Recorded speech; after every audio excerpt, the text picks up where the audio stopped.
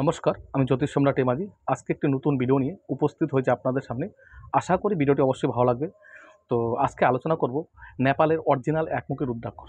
যদি আপনি নেপালের অরিজিনাল একমুখী রুদ্রাক্ষর পড়তে পারেন তাহলে আপনার জীবনের মোড় পুরো ঘুরে যাবে 100%।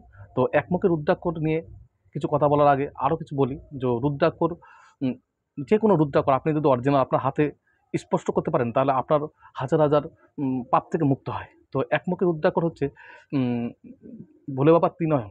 তো রুদ্রাক্ষর কোথা থেকে উৎপত্তি এটা একটু জানার দরকার আছে। তো ভোলে বাবার চোখের জল থেকে একটি বৃক্ষ তৈরি, বৃক্ষের ফল হচ্ছে রুদ্রাক্ষর। বলছে রুদ্রাক্ষর দেখে যদি কেউ হাসে তার শাস্ত্র মতে বলা হচ্ছে জন্মের দোষ আছে। আর যদি রুদ্রাক্ষর যদি কেউ একবার দর্শন করতে পারে তার হাজার হাজার পাপ থেকে মুক্ত হয়।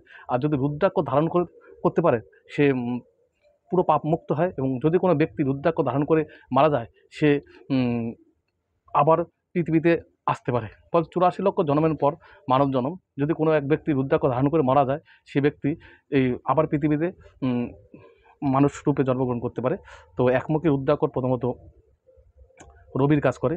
তো যে সমস্ত ব্যক্তির রবি ড্যামেজ আছে, রবি ড্যামেজ থাকলে কী হয়, পড়াশোনায় বাধা, ব্যবসায় বাধা, নাম যশে বাধা, কলঙ্ক দাগ বদনাম, তারপরে দেখা যাচ্ছে যে উম, মাথা গরম থাকতে পারে, ব্রেন ফিভার, এই সমস্ত ব্যক্তির জন্য।